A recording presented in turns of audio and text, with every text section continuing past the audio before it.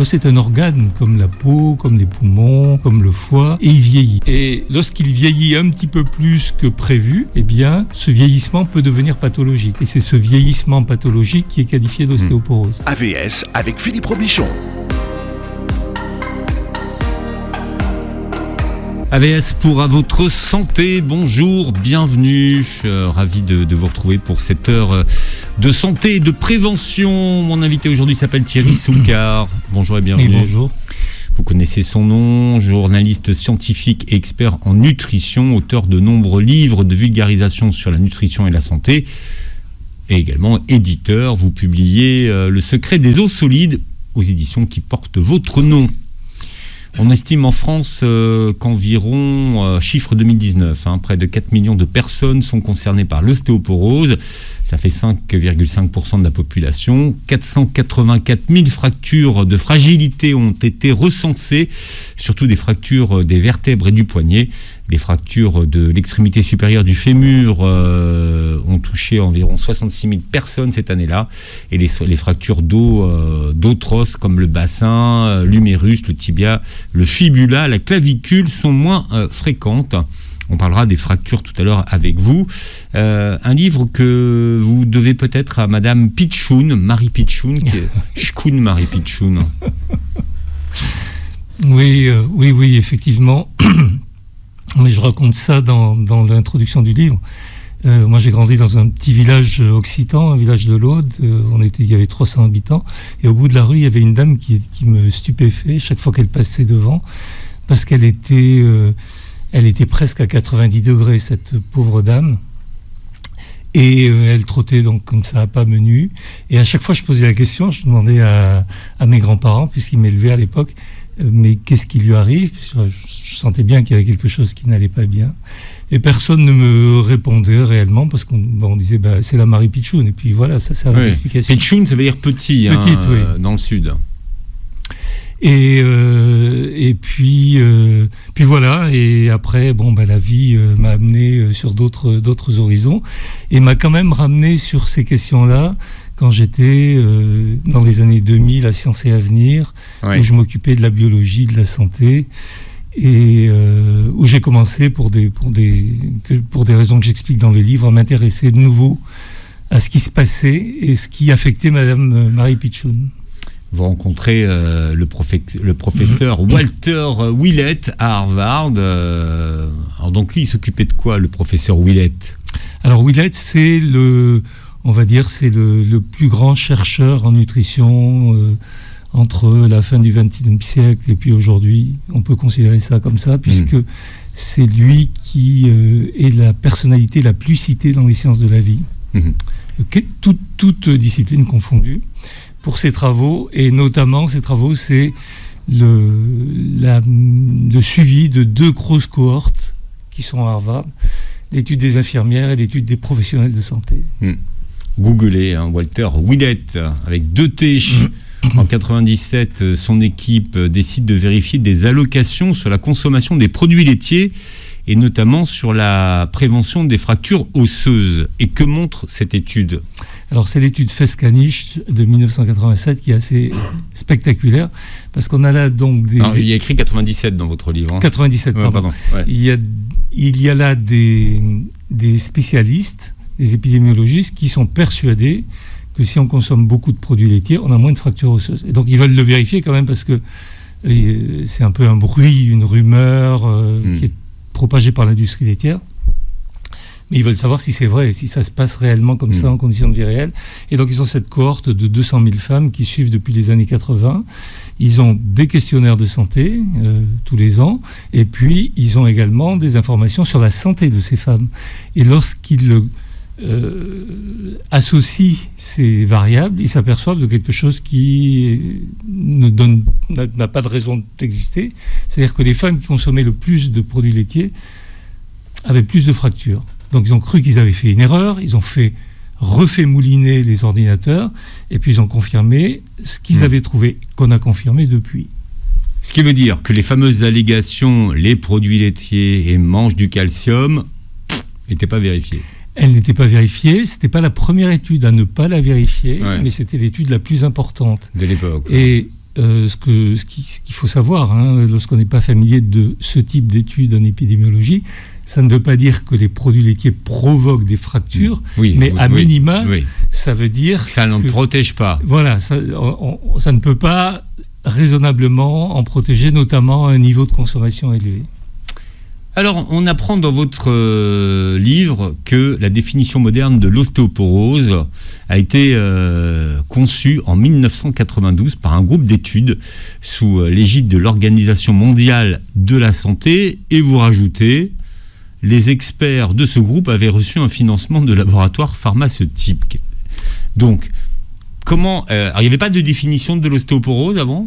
Il y avait une définition très floue qui dépendait des sociétés savantes, qui dépendait des pays.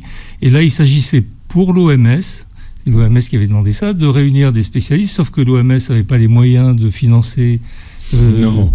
Oui, ils ont donné en fait le financement de ce travail à des laboratoires qui ont payé... Alors ces gens-là se sont réunis à Rome, donc ils venaient du monde entier, et ils ont payé le séjour, les repas, etc. Donc ce qui...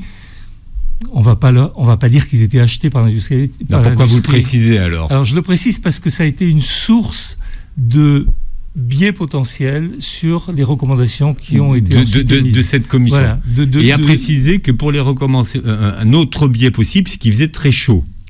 Il faisait très chaud, oui. Donc peut-être qu'à un moment donné, on s'est dit, allez, on va terminer le boulot, là, on va leur faire des recommandations, comme ça on est tranquille. Alors, c'est ce que dit une chercheuse qui a participé à cette réunion, que j'ai interviewée il y a de cela quelques années, en 2007, et qui me disait, oui, il faisait très chaud, on en avait marre, et puis à un moment, il fallait trouver... le curseur, ou mettre le curseur, où est-ce que commençait l'ostéoporose, où est-ce qu'elle s'arrêtait. Personne ne savait réellement, chacun avait un avis. Et donc elle s'est levée et elle est allée au tableau et elle a dit, on n'a qu'à retenir moins 2,5. Et tout le monde a dit oui, c'est génial. Et les autres ont dit oui, faisons ça. Et après, il s'est agi de définir ce que c'était que l'ostéopénie, c'est-à-dire l'antichambre de l'ostéoporose. Bon, alors, quelle est la définition moderne, donc depuis cette année, 1992, de l'ostéoporose ? Eh bien, elle repose sur ce travail qui a été fait à Rome. C'est-à-dire que lorsque vous faites une ostéodensitométrie, vous avez une information sur la forme de ce qu'on appelle un T-score, qui vous permet de savoir si votre densité osseuse... Alors, il y a un T-score et un Z-score. Voilà, le Z-score, c'est... Malheureusement, on l'utilise peu puisqu'il vous compare aux femmes ou aux hommes de votre âge. Le T-score, il vous compare à une femme ou un homme plus jeune. Donc, il y a des os en très bonne santé. Une densité osseuse qui est très élevée. Et donc, si votre T-score est inférieur à 2,5, par rapport à cette norme-là, on considère que le médecin va vous dire que vous êtes en état d'ostéoporose. Voilà. Donc, en dessous. Il faut que les femmes sachent que c'est un examen qui peut être intéressant. On en parlera tout à l'heure. Mais là, restons sur l'ostéoporose, sur la définition. Donc, si vous êtes en dessous, vous êtes en... Vous êtes ostéoporotique. Ostéoporotique. Bon, ça ne va pas nous aider. Pas facile à prononcer. Et si vous êtes dans les environs ?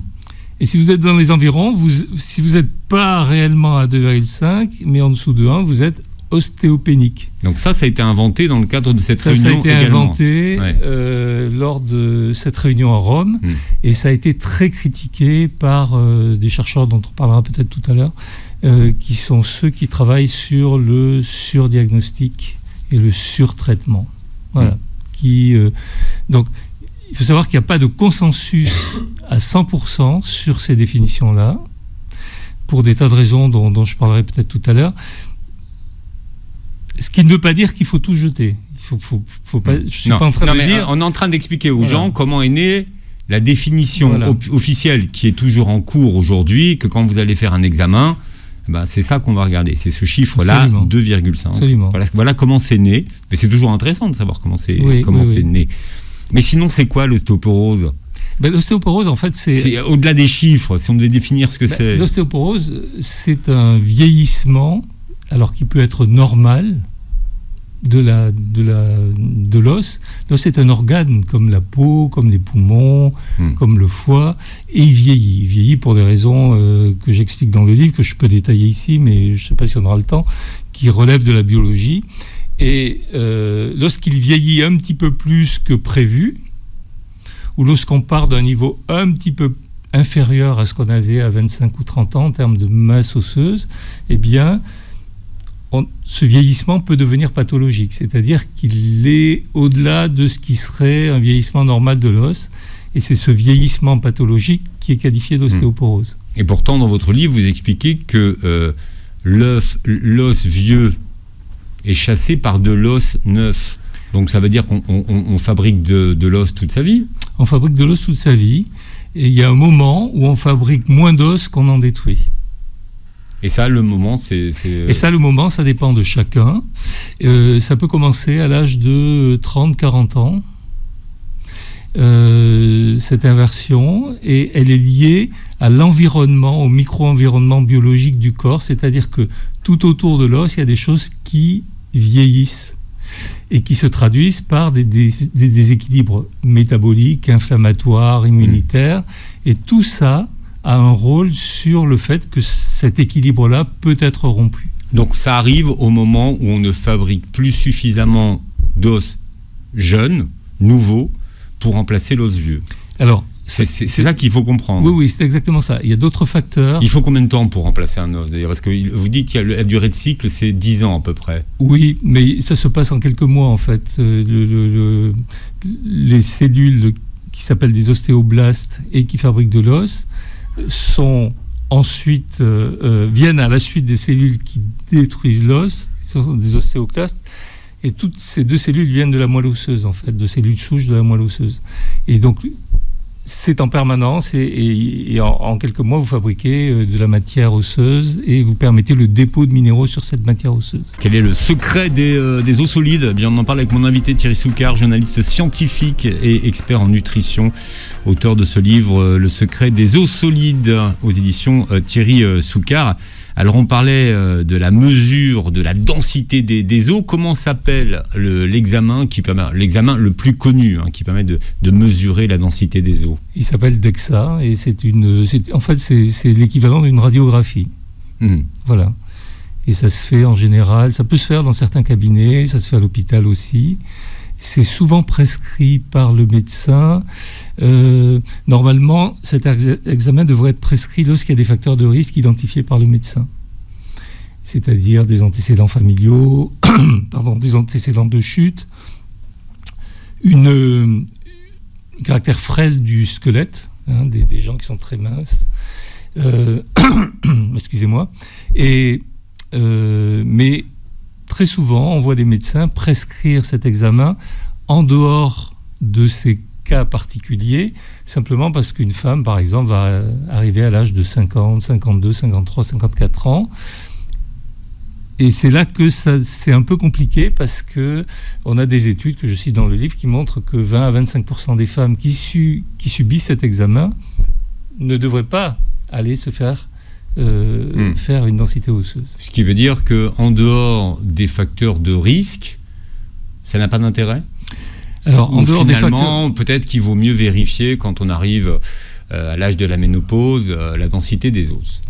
En dehors des facteurs de risque, ça c'est de l'esprit des recommandations officielles, ça n'a pas d'intérêt. Mais la revue Prescrire, qui est une revue de médecine indépendante, va au-delà, puisqu'elle dit que s'il n'y a pas d'antécédent de fracture, il faut éviter de faire une ostéodensitométrie. Donc vous voyez, il y a deux regards sur le... Mais alors pourquoi il faut éviter ? Alors pourquoi il faut éviter ? Parce que, je vais vous prendre un exemple. Vous allez faire un scanner de routine que le médecin a prescrit parce qu'il a peut-être... il a une idée derrière la tête. Mais il va faire un scanner corps entier, par exemple. Bien. Il y a de très fortes chances qu'on vous trouve des anomalies à l'imagerie. Et il y a peut-être sur les poumons, peut-être sur les reins, des anomalies dont le médecin, ni vous, ne sait si elles ont une signification clinique, s'il faut les traiter. Donc à minima, ce qui va souvent se passer, c'est qu'on va faire un deuxième examen derrière, peut-être 6 mois plus tard, pour voir si ça a évolué. Et puis au pire, eh bien, on va commencer à investiguer, c'est-à-dire on va faire de l'invasif, on va commencer à regarder, on va faire des prélèvements, on va faire des biopsies. Et quand vous rentrez dans ce cycle-là, vous avez un risque élevé de ce qu'on appelle le surdiagnostic. C'est-à-dire qu'on va diagnostiquer des choses qui sont réelles, mais qui n'occasionneraient pas de problème au cours de votre vie. C'était tout le débat sur le dépistage du cancer du sein et de la prostate, puisqu'on allait faire, on continue à faire du PSA un peu systématique, PSA un peu élevé, hop, on va aller regarder ce qui se passe. Mais il n'y a pas de campagne nationale organisée du dépistage du cancer de la prostate encore. Il n'y a pas de campagne nationale organisée, mais beaucoup de médecins qui... Oui, mais il n'y a pas la campagne nationale. Non, il n'y a pas la campagne. Comme c'est le cas pour le cancer du sein. Ou le cancer colorectal. Parce que puisque c'est le mois du cancer colorectal, voilà, mars le bleu. Cancer colorectal, donc le cancer colorectal, tous ces cancers, donc je fais une aparté, mais lorsqu'on regarde la littérature scientifique, on s'aperçoit que beaucoup de ces cancers, lorsqu'ils sont dépistés, ou lorsqu'il y a un dépistage systématique, on fait baisser la mortalité spécifique, c'est-à-dire la mortalité due au cancer colorectal ou du sein. Mais lorsqu'on prend du recul et qu'on regarde la mortalité totale, on n'a pas de bénéfice. Ça veut dire, pourquoi on n'a pas de bénéfice alors qu'on a un bénéfice sur la mortalité par cancer ? On n'a pas de bénéfice parce que si on intervient sur des cas pour lesquels il n'y a pas de danger, mais pour lesquels on va faire des traitements, eh bien on risque d'amener avec les traitements une morbidité ou une mortalité qui va venir faire bouger les lignes statistiques. Alors ces fameuses ostéodensitométries, elles évaluent quoi ? Eh bien les ostéodensitométries, elles évaluent simplement la teneur en minéraux rapportée à la surface de l'os. C'est quoi ? On évalue la résistance de la solidité de vos os, la résistance de l'os, c'est alors, ça ? Alors, c'est plus compliqué que ça. On évalue un critère qui lui-même constitue, d'après les dernières études, à peu près, qui intervient pour 15 à 25% des fractures qui interviennent après 65 ans. C'est un critère relativement faible en termes de prévention. Ce n'est pas le critère principal par lequel on va se casser un os. Non. En tout cas, c'est ce que vous expliquez dans votre livre. Mais beaucoup de femmes qui se voient prescrire justement cette densitométrie osseuse aimeraient bien savoir pourquoi et qu'est-ce qu'on mesure, qu'est-ce qu'on cherche. Eh bien, on cherche une espèce de lourdeur de l'os. Parce que plus vous avez de minéraux sur la matrice osseuse, plus l'os est lourd et, en théorie, il est plus solide. Voilà ce qu'on cherche. C'est ça. Et en fait, on veut vérifier que vos os sont solides, en fait. Oui, mais comme la biologie, c'est très compliqué. Vous avez par exemple le cas des Suédoises qui ont les os les plus lourds de la planète et qui ont le taux de fracture le plus élevé au monde. Donc vous voyez que c'est plus compliqué. On ne peut pas faire simplement des raccourcis en disant l'os, il est minéralisé, donc il n'y aura pas de fracture. Donc finalement, alors pour terminer sur ce sujet de l'examen, qui devrait être concerné par la prescription de ces densités, de ces densitométries osseuses, pardon ?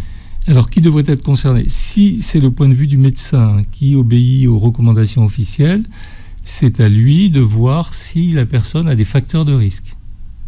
Auquel cas, il va ordonner cet examen. S'il suit une approche beaucoup plus conservatrice, celle de prescrire, il n'ordonnera cet examen qu'en cas d'antécédent de fracture. Donc, vous avez déjà fait une fracture du poignet, vous avez des fractures vertébrales, on va faire une ostéodensitométrie. Parce que dans ce cas, la réflexion derrière la revue Prescrire, c'est que le risque de deuxième ou troisième ou quatrième fracture est élevé, très élevé. Et là, il faut intervenir rapidement et certains traitements, certains médicaments que le médecin va prescrire peuvent aider à prévenir cette deuxième ou troisième fracture. Donc, voilà un peu dans quel état se trouve la réflexion autour de l'ostéodensitométrie. Moi, dans mon livre, ce que je conseille, c'est aux femmes ou aux hommes de discuter avec le médecin. C'est-à-dire que c'est pas forcément le médecin qui dit voilà, il faut faire ça. Poser des questions, arriver à un consensus. Peut-être qu'une femme va juger que c'est très important pour elle de faire une ostéodensitométrie parce que le médecin lui aura bien expliqué les avantages et les inconvénients éventuels. Et dans ce cas, c'est une décision partagée.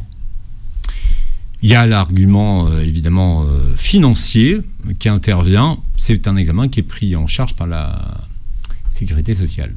Dans la mesure où il a été prescrit dans les conditions qui ont été définies par l'assurance maladie. Oui, mais c'est pris en charge.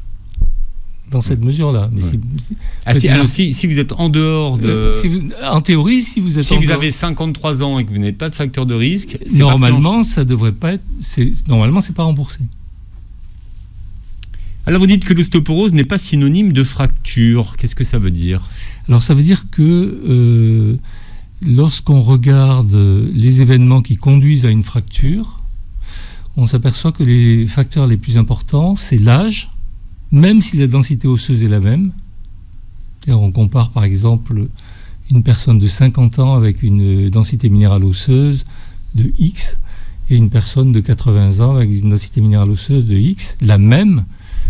C'est l'âge qui va être le facteur déclenchant ou principal de la fracture. Le sexe est également un facteur plus important que la densité osseuse. Un homme qui a une densité osseuse Y et une femme qui a une densité osseuse Y, la femme a plus de chances de se fracturer les os. Donc lorsqu'on regarde tout ça, il ressort que, alors je vais faire rire tout le monde, mais l'un des événements les plus importants, c'est la chute. C'est-à-dire que si vous ne chutez pas, même si votre densitométrie est basse, vous ne vous fracturez rien. Je ne parle pas des fractures de vertèbres, qui sont des fractures de compression et qui interviennent en absence de chute. Mais si on parle des fractures les plus graves, c'est les fractures du col du fémur qui touchent plusieurs centaines de milliers de personnes chaque année. Il faut savoir que... Et qui sont très handicapantes. Très handicapantes. Et dans 20% des cas, il peut y avoir un décès qui suit la fracture du col du fémur. Donc là, c'est important de la prévenir. Donc qu'est-ce qu'on fait ?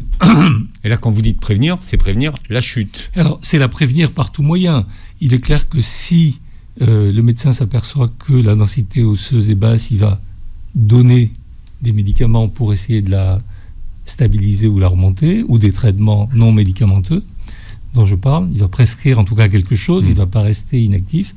Mais le facteur principal sur lequel il faut agir, notamment après 70, 75, 80 ans, et chez les femmes ou les hommes qui sont institutionnalisés, c'est la chute. C'est la chute. S'il n'y a pas de chute, il n'y a pas de fracture. Mais par définition, Thierry Soucard, la chute, ça prévient pas. Enfin, vous voyez, elle est souvent due à des incidents, des erreurs d'inattention. C'est tout ça qu'on prévient. Il y a beaucoup de programmes. Mais l'inattention, par exemple, on ne peut pas la prévenir. On peut pas prévenir. Vous êtes dans la rue, vous marchez, vous ratez la marche, ou le trottoir. C'est pour vous. Mais par contre, c'est pour vous, c'est ça. Mais par contre, on peut prévenir d'autres facteurs qui ne dépendent pas de l'inattention. Par exemple, la prise de médicaments. Une personne polymédicalisée à 80 ans, avec des antidépresseurs, des trucs pour dormir, elle a forcément des problèmes qui peuvent être des problèmes d'équilibre. On peut aussi renforcer l'équilibre naturel. Et je donne un certain nombre d'exercices. Alors, pas que d'exercices, parce que, par exemple, si vous faites certains types de danses, notamment des danses, ce qu'on appelle des danses en ligne, eh bien, on a des études, tout ça est très sérieux, on a des études scientifiques qui montrent qu'on acquiert de l'équilibre, ou on reprend de l'équilibre. Et ça, c'est extrêmement important. Et puis, évidemment, il y a la musculation, enfin, le fait de ne pas perdre de masse musculaire. Parce que quand vous avez besoin de vous appuyer pour vous lever d'une chaise ou d'un fauteuil, là, c'est extrêmement dangereux. parce que non seulement vous pouvez perdre l'équilibre, mais en plus ça veut dire que si vous avez perdu de la masse musculaire, mais si vous avez perdu de la masse musculaire, vous avez forcément perdu de la qualité osseuse. Thierry Soucard est notre invité. Thierry Soucard, vous publiez Le secret des os solides chez Thierry Soucard. Enfin, c'est même plus Thierry Soucard, c'est Soucard Édition. Oui, ils ont changé mon nom. Ils ont changé votre nom. Ouais, bientôt ça va être... Ça sent la retraite, tout ça, moi je vous le dis. Ouais, Quand on commence à enlever votre prénom, c'est qu'on va vous mettre sur le tapis. Ouais, qu'on va vous pousser. Non, mais c'est ça, on va vous pousser. Attention à la chute. Non, mais c'est pas mal ça aussi. Attention à la chute. Place aux jeunes. On parlait des risques de chute, mais vous dites que finalement, prévenir les fractures, c'est aussi prévenir les chutes, et vous expliquez comment on peut prévenir les chutes, mais en fait, ça n'a l'air de rien, mais tout ce que vous préconisez pour prévenir les chutes, c'est beaucoup de prévention. Déjà, prévenir l'équilibre, enfin, ça quand même demande de l'investissement, mine de rien. Oui, mais alors de manière très étonnante, cette question-là, elle n'est apparue dans la littérature scientifique que depuis une dizaine d'années. Oui, je vous dis, c'est récent. C'est voilà, pour ça que vous parlez de ça, vous dites, mais finalement, voilà, qui en parle? Très peu de gens. Très peu de gens. Et donc, il y a maintenant des sociétés savantes qui font des programmes qui essaient de diffuser cette information de manière à ce qu'on ne se préoccupe pas seulement de la masse osseuse, de la masse musculaire, mais également de l'équilibre et de l'environnement immédiat, chez soi, parce qu'on peut se casser la gueule même à 55 ans chez soi. Et comme on n'a plus très souvent, ça c'est important aussi, vous n'avez plus la masse musculaire que vous aviez quand vous aviez 20-30 ans, ce qui fait que la chute, elle va être beaucoup plus préjudiciable. Mais comment expliquer que les os se cassent? Parce que a priori c'est très solide un os. Les os se cassent pour les raisons qu'on a déjà exposées, c'est-à-dire que vous avez peut-être une fragilité osseuse, et puis aussi le fait que vous n'avez plus la protection, vous n'avez plus la protection que vous aviez quand vous étiez jeune. Quand vous étiez jeune, vous avez un mélange de masse osseuse, de masse musculaire, de masse grasse, qui fait que la chute n'est pas la même. Ensuite, on a des réflexes qu'on n'a plus à 50, 60 ans, 70 ans. Si vous tombiez, moi qui ai pratiqué beaucoup le rugby, je me suis jamais réellement rien cassé, quoi. Je veux dire, on savait tomber après un plaquage, on savait... Et maintenant, peut-être que si je rate une marche, comme vous disiez, ou si on me pousse en dehors de ma maison d'édition pour changer tout, eh bien, je vais peut-être, en sortant, en plus, comme je ne serai pas très content, je vais tomber et puis je vais me casser quelque chose. Ouais.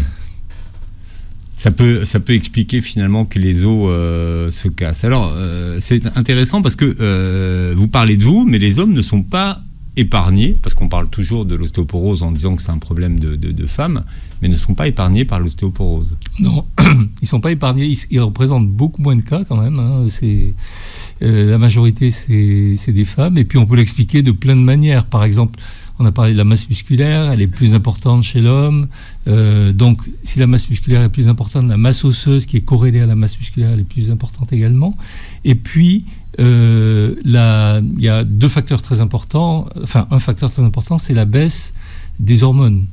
Or, la baisse des hormones chez la femme, elle intervient très brutalement, un peu avant 50 ans ou à 50 ans. C'est vraiment une chute libre, là. Or, ces hormones, les œstrogènes, ils ont un effet extrêmement protecteur sur l'os.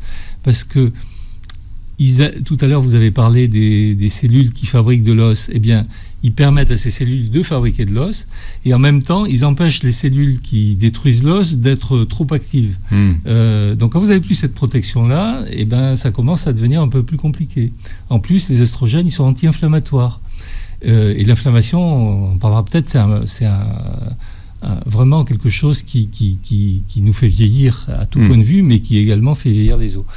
Et les hommes, là, il y a des études qui le prouvent récentes. Oui. Ouais. Là, on a vraiment... l'ostéoporose s'accompagne d'inflammation, mais l'inflammation, elle est souvent préalable à l'ostéoporose. Bon, enfin, on en parlera peut-être. Et ensuite, vous avez la testostérone chez l'homme. Et la testostérone, elle protège également l'os. Pourquoi ? D'abord parce qu'elle a un effet direct sur ces fameuses cellules, les ostéoblastes. Mais en plus, il y a un peu de testostérone qui est transformé en estrogène. Donc, même quand on est un homme, on a un peu d'estrogène. Donc tant que vous avez suffisamment de testostérone, vous avez une protection. Or, comme cette baisse de testostérone, elle est beaucoup plus lente que la baisse des estrogènes, puisqu'elle commence à 30, 35, 40 ans, mais vraiment c'est une pente très très faible. Et donc même à 70, 80 ans, vous avez encore de la testostérone. Sauf si on vous l'enlève parce que vous avez un cancer de la prostate. Donc, et c'est là d'ailleurs que ça devient compliqué pour les hommes. Les hommes qui sont traités avec des médicaments qui font qu'on bloque la synthèse de testostérone, ils vont avoir un risque d'ostéoporose. Donc on n'est pas égaux en fait, même s'il y a effectivement des fractures chez les hommes. Depuis quelques années, plusieurs équipes de chercheurs dans le monde entier ont développé des algorithmes de calcul du risque de fracture. Plusieurs outils en ligne existent. Le plus utilisé s'appelle Frax. Alors c'est un test prédictif rapide. L'objectif, c'est de prédire le risque à 10 ans de fracture ostéoporotique. Qu'est-ce que vous en pensez, vous, de ces tests ? C'est un test intéressant parce qu'il évite justement... il peut se faire en dehors d'une ostéodensitométrie. C'est-à-dire que si on n'a pas fait d'ostéodensitométrie, mais qu'on est quand même un petit peu inquiet ou qu'on se pose des questions, on peut aller en ligne. Ce test existe en ligne. Il a été mis en langue française. Et en plus, il est adapté à la situation épidémiologique française. Donc on va rentrer un certain nombre d'informations qui sont très simples, et en fonction de ces informations, le test va donner un score qui permet de savoir si on est à risque, et là on peut aller voir son médecin, ou si au contraire le risque est faible. Voilà, donc c'est un test qui est intéressant, qui est pas parfait parce qu'il a été lui aussi critiqué.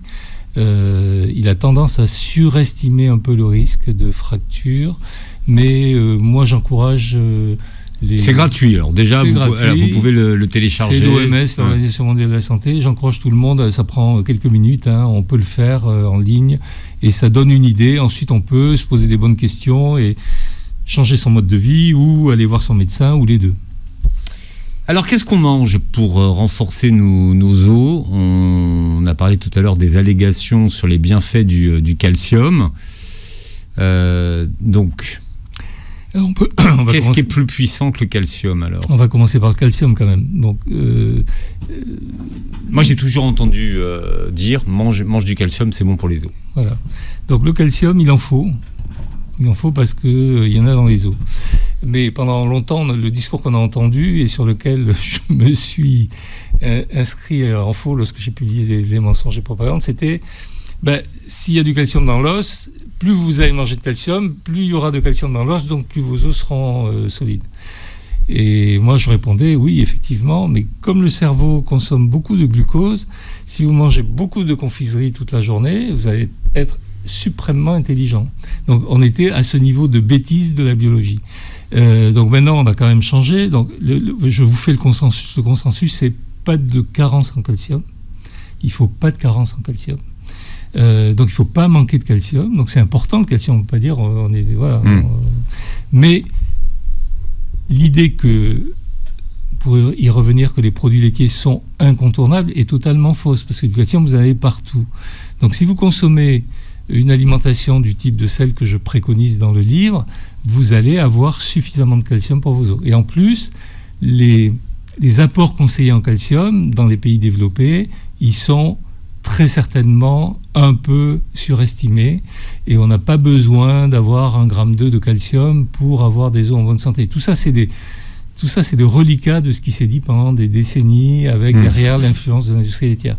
Donc, il ne faut pas manquer de calcium, mais très souvent, le fait de surconsommer du calcium n'apporte rien. Alors, qu'est-ce qui est le plus intéressant que le calcium pour l'organisme ? Alors, c'est une réponse large, c'est une question large et donc une réponse très vaste. J'essaie d'y répondre dans Le secret des os solides. C'est d'abord une alimentation anti-inflammatoire. Donc, qu'est-ce qu'une alimentation anti-inflammatoire ? Je la détaille. Et ensuite, si on parle de nutriments... Je parlais effectivement de nutriments. Alors, de nutriments... Est-ce qu'il y a un nutriment plus intéressant que le calcium ? Il y a un nutriment qui est très peu connu et qui n'a pas toujours très bonne réputation, mais qui a fait ses preuves et qui est très intéressant, c'est le potassium. Voilà. Pas très connu et un peu, un peu sulfureux. Un peu sulfureux, pourquoi le potassium est sulfureux ? Parce que si vous avez un problème cardiaque ou une insuffisance rénale, ce qui peut arriver après 65-70 ans, il faut faire attention à vos apports en potassium parce que vos reins risquent de ne pas l'éliminer correctement. Et donc vous allez avoir trop de potassium dans le sang et ça peut amener des problèmes cardiovasculaires. Mais en dehors de ces questions, on s'aperçoit que la consommation de sodium, elle a été multipliée par 2 ou 3 depuis l'ère paléolithique, c'est-à-dire nos ancêtres qui n'avaient pas d'ostéoporose, et la consommation de potassium, elle a été divisée par 2 ou 3. Et c'est très souvent ce déséquilibre-là qu'il faut corriger. Les protéines, plus on vieillit, plus, contrairement à ce qu'on pense, plus il faut manger de protéines. Oui, parce que... Si je réduis votre message un petit peu... Oui, non, mais c'est exactement ça. Nous avons des études montrant que plus on est inactif, ce qui est le cas de personnes plus âgées, eh bien, plus les besoins en protéines sont importants pour alimenter la masse musculaire. Donc c'est une erreur de se limiter en termes de quantité de protéines en vieillissant. Au contraire, et maintenant les sociétés savantes qui traitent du vieillissement préconisent des apports qui sont de l'ordre de 1,2 g à 1,5 g par jour. Par kilo. Par kilo. Oui. Enfin par kilo de la personne. De poids corporel. De poids. Et certains vont même au-delà et disent qu'il faut aller jusqu'à 1,8 g, 2 g. Donc... oui, veiller à ça. Oui, donc ce qui veut dire qu'il faut supplémenter ces personnes-là en protéines. Alors très souvent, après un certain... c'est bien compliqué. Lorsqu'on consomme peu de calories, il faut aller chercher peut-être des compléments de protéines. Ça veut dire qu'il faut manger de la viande. Il faut manger, alors pas que de la viande, il y a des non, protéines. Mais la protéine animale quand même.